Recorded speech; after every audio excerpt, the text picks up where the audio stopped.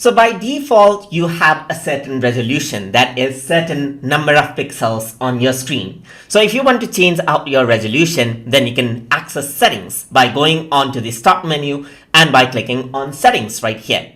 So if you want to access out settings and it is not available in the start menu, you can also go around over here onto the search area and type in settings right here, and this will pop up. So once you do that, this actually pops up right here, and over here you can see that display sound and notification power option is on the top left. You have to click on this, and over here the first option that you see is display, as you can see right here. So I got two monitors here in attached to my computer, so you can see it shows two computer, and this is the one that is currently active right here. You can see the details of the monitor right here, the color profile it is using and so forth.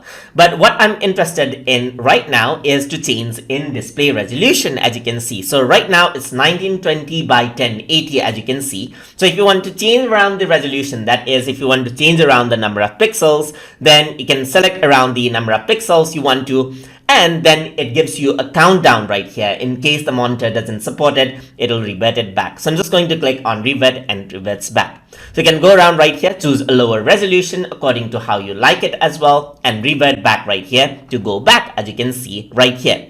Similarly, you can also change around the scale and layout right here. So you can really scale out the things on your monitor right here. So if you are having a smaller screen with higher resolution, then it magnifies everything out. So I'm just going to keep mine at 100% right here. And what you can also do is change around the display orientation right here, as you can see. And this is what you have right here. So you can go around right here, wait, and then go around right here and revert it back as well according to how you like it. And that is how you can work around with changing of resolutions, and that is how you can change the scale and layout of the display from Windows 11 settings. So hope you guys learned something as always. And as always, please like, comment, share, and subscribe.